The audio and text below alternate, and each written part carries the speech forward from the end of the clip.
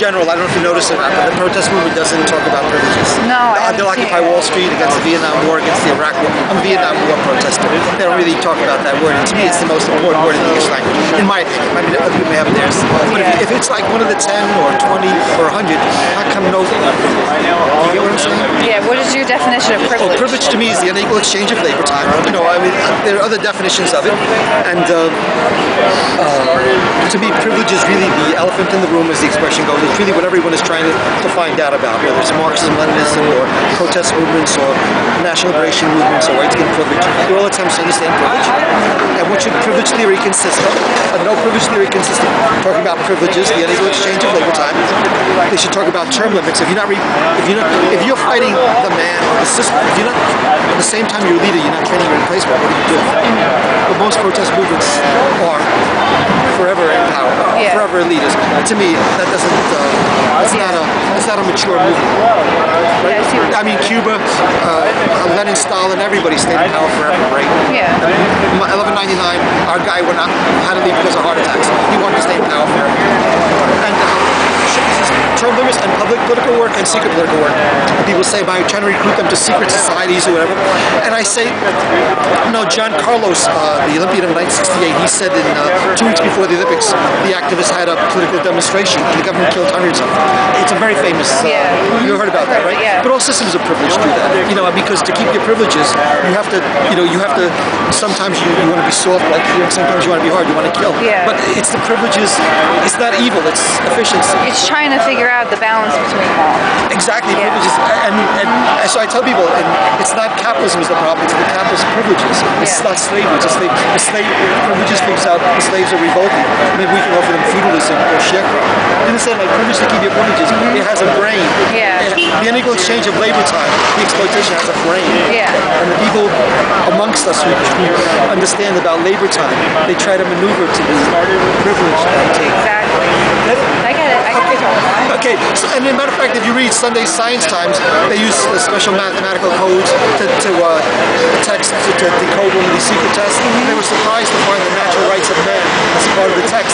You know, if you wrote about that stuff, the nobility would kill you. So you have to put in secret codes. So it's interesting. It's weird because it's trying to find out, like, how come people just don't all care about, like everyone else, and like everyone tries to like only look out for themselves.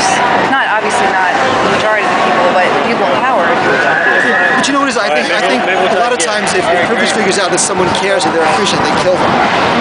Like Mao Zedong in 1927 when they were massacred, they made a deal with the nationalists, they were massacred, he went to the countryside in this commune. The guy complained about the privileges of Mao and the people coming from the city. Yeah. And what did Mao do? He said, I didn't want to kill him, but other people said he should be killed. This guy, you understand, privileges. Yeah. He says, I didn't want to do it. Exactly. But, I didn't want to, but I had to. Yeah, but they're the ones that made the decision. Mao was in the power. So how do you think that you can get this all to work? I mean, I know that you guys, everyone's sitting here, everyone is coming up with excellent ideas, but it's really getting an emotion that I'm part-time. I'm not really part of it. Oh, no. I'm just saying, because I was talking to some people and they were saying that the more you do as far as investing in smaller businesses, taking the money out of the bigger corporations, understanding where your money's going, wouldn't that help? Like they said, the Federal Reserve gave $13 trillion during this financial crisis. They gave money, took it back, gave money. They cared about the big shots. We do have systems of profit. I don't think taking in money and out of small businesses works. To me, it's just people are one guy said I have 2 degrees, information theory, which is networking, and something else, business administration. You can't get a job. Yeah. He's so much debt now. This guy. Yeah. I think I just think that in my opinion, people are going to be compelled to be politically active. Like I was propelled during the Vietnam War, getting drafted. I got my FBI notice saying you're going to report. We're going to come after you. I became active. Yeah. So I think that the depression is going to keep on continuing, and people are going to become more active. And I think whether they want to or not, they're going to be driven more into talking about privileges, which people seem to resist talking about. Because they don't want to give the rights away. It's like giving a piece of them away to say, okay, we'll find your right, and that they're really wrong, almost. You mean the protest movement or the Wall Street? No, like Wall Street. For them. Well, I mean, to me, it's a pyramid, and they're fighting other bosses, like they're fighting China bosses, they're fighting the Haqqani network. All these privileges are fighting each other back and forth. So it's not just this, you're saying it's every. Yeah. Privileges is like they have a professional path about privilege being a pyramid scheme, and I tell them generically all privilege systems are pyramid schemes. Yeah. They haven't professionally done all these rooms and all sorts of stuff. Yeah. But it's also a difference of intelligence, which is I think why systems of privilege try to kill people who try to understand privilege. Yeah. Like one guy told me years ago, he said, if I was rich, I'd have you shot. See? He said, because I don't care, but your ideas are dangerous, to the rich. Yeah. And I just think that systems of privilege try to figure out how to survive, when to kill, when not to kill. It's a difficult, sometimes they guess wrong and they have revolutions and people say, why didn't you kill that person? But the system of privilege is... Yeah. Why is killing the answer? Is the question. Well, sometimes the system of privilege have to make that decision. But so what type of work do you guys do? I'm a social worker. Ex-military. How many years? 2.5. I was in the military. I was investigated by the FBI, anti-Vietnam War in 1970, 71. I got a Chapter 517 because I almost lost my leg in Iraq, and they got me out for sleepwalking, and I don't get any benefits to this day. Wow. Because I fought against the war and I was such a pain, and I wasn't a member of anything. They gave me an honorable discharge with no benefits. Yeah. No disability benefits, not NONE or something like that. That's what I got too. But I qualified for the GI Bill because I was there 1 year and 16 days. Yeah. They wanted me to kick me out. My parents had to come to sign me out. I was so angry. I volunteered for combat infantry to fight the military. Yeah. See? So you're social work, huh? Yeah. Yes. Trying to help out these kids because I work with children, and I see more and more that these kids are getting so messed up in their thinking, their parents, what they're teaching them. It's just it's almost hopeless. But I try to give them a little bit, of information to because they don't care about anything. To me, whether the world wants to or not, we're all being compelled to understand privilege. And if not, the people who are left after nuclear war are going to be the ones who. Because I think once you see a nuclear war, you understand that privilege is a minor thing. Yeah. Because I don't see people pick it here. Not one post has picked up the idea of privilege. No. Not one. I haven't seen it either. Have you been here a little bit? I was here 2 weeks ago.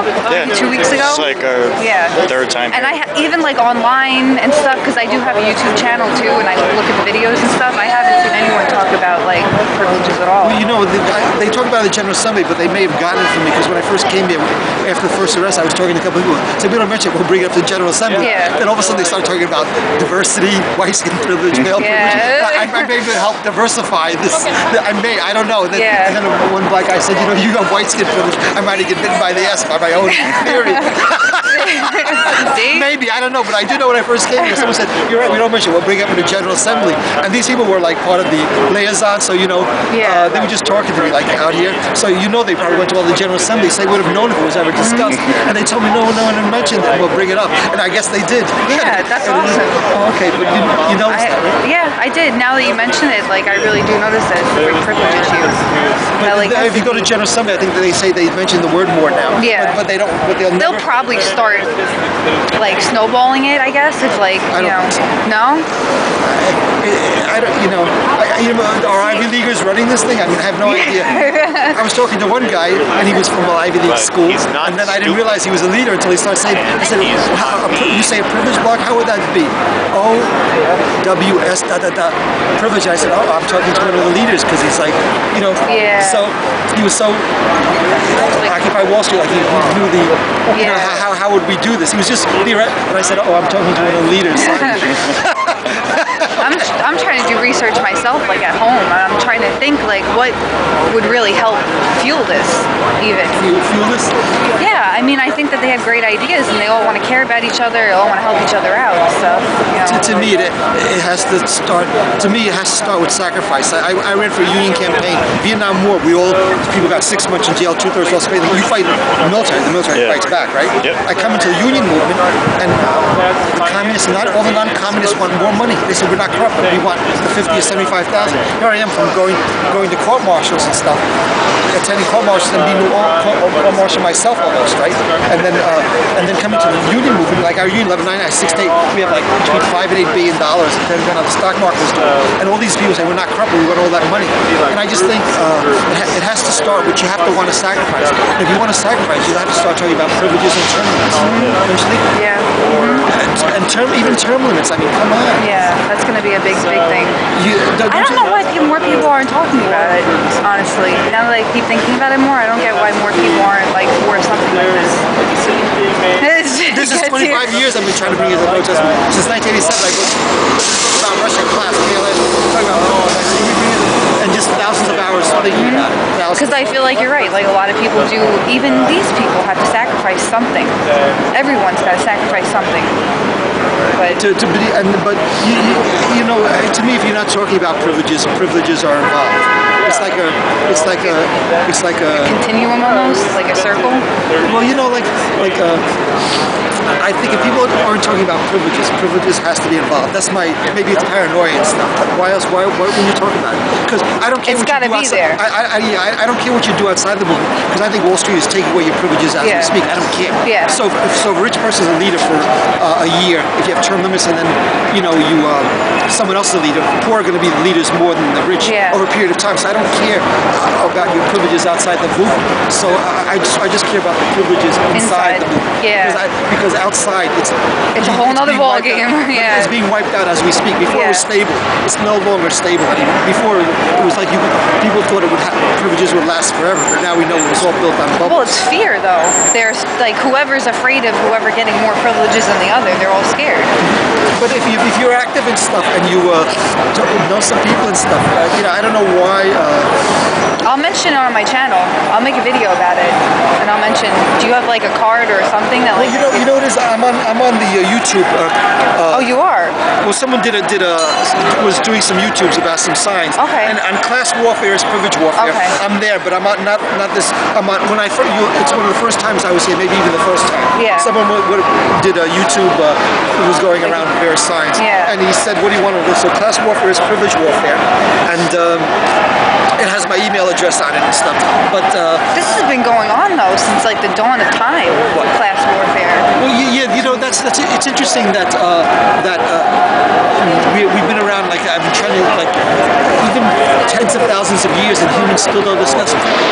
It's a very interesting idea why this hasn't happened. But it has to be there. I totally agree with you. That like it's got to be in the mind, because if at least some people are talking about it, it's got to be. To me, but why hasn't it been more widespread? Or what's the story like with Karl Marx? Like I said, he was like almost everyone was illiterate at the time, right? So when he was like the time, so when he said capitalism was harmless, it's capitalist privileges. I told you that, right? Yeah. It's the privilege that's the important word, not the capitalism. Capitalism is because, like you said, privileges, and we agree. Privileges has to adapt. If you don't adapt, you're like adapt, you die. Yeah. But they offered him all types of deals. He was going to hold elections. He really carried through. He would have kept his privileges. He could have gone into exile, with a few $1 billion. But I guess he was getting senile or whatever. But to me, I'm trying to understand privilege myself. Maybe it's another word. Maybe it's got not another word, but like there's a different meaning behind it that more people like put a different meaning behind it, so more people get it. If that makes sense. I would try. I just can't. You can't do it. Yeah. I cannot think of a more efficient word than that. There's nothing. And also, I have chronic fatigue, so I do part-time work because I'm really sick. That's how I got into this. I had thousands of hours to spend on being sick. So otherwise, I would have given you a standard Marx-Leninist rap right now about the dictation. How are you doing? Happy Halloween. So what was your most in the military? 11 Bravo infantry, front line. Okay, I volunteered for combat infantry to fight the military. I did. What happened was I wanted to work with the communists. I was drafted. I didn't volunteer. So the guy interviewed me. He said, "What's your skill?" I said, "No. What would the communists want? Go with the breast workers. I know that. Combat infantry." And the guy said, "You sure?" So he said, "We don't get many like you anymore. It's the Vietnam War, right?" So I talked to a communist a couple of weeks later. He said, you should have asked the supply. You live longer. I was thinking, now you tell them. Hey, we're still here, though. Yeah. And what happened was I deliberately, shows you how dedicated I was. I deliberately flunked I scored low on my intelligence test. So I would get into combat machine. I flunked it by mistake. So they send you into a big room during the Vietnam War, and then they go out and take a coffee break and sit on the porch or whatever, and have everyone try to help people cheat at each other because they needed so many 11 Bravos in Vietnam, right? I even helped the guy pass the test. But you can see how dedicated I was. Yeah. Even though I wasn't a communist at the time, I was a wannabe. Yeah. So, That's crazy. what's your name? I'm Maria. Maria? Yeah. I'm Fabio. Italian. Yeah. Ryan. Ryan? Okay, yeah. So if I see you around, because I come part-time like every few days, Okay. I mean how you make progress, but I think you're going to get a lot of pushback on this. You know what? I don't think I'll you're see gonna what I can do, I don't think you're going to but- be this popularity on this. I'm already not. What? Wait, okay, I have to ask you. I have videos on like Gaddafi. What is your whole view about that? Probably over the oil, I think. Yeah. What happened was he agreed to give up his nuclear weapons, and I always thought he gave it up because thought he was becoming unpopular, spending too much money on it, and he wanted his sons to succeed him. But why did they take? What did they say? They took 9,000 combat missions. He was so popular, revolt. Why did it take? Was it 6,000 or 9,000 combat Something missions? like that. Yeah. I mean, a phenomenal number to knock him out. I don't get it. I mean, I don't. And he wanted to change his oil, how he paid for it, I think, or something, from the dollar to the dinar. Well, a lot of times there are all these, like I say, the privilege system. When you make a move against it, that might have been something that triggered in there, on that level.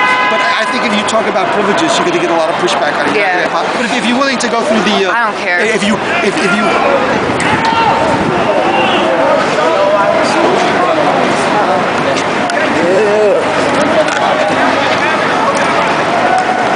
stay away. Yeah. I don't want to get involved. I don't think the police would be trying to arrest him. Because I'm kind of fatigued. I come here like from tonight. I came from 9 to 11 or 1 because I have to do things during the day. I'm not my efficient self. Yeah. Well, You understand what I'm saying? Yeah. When I was healthy, I scholarships and all that stuff. I'm not healthy.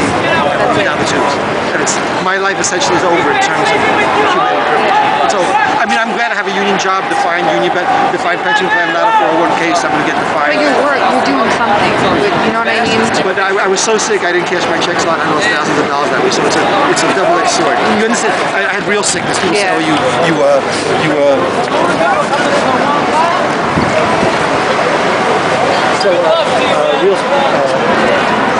real sickness, and that's why I got into this privilege thing. I just had a lot of time, and I always thought I would bring whatever I got to the protest movement, and I thought they would embrace the idea, and take it forward because I don't really have that much energy.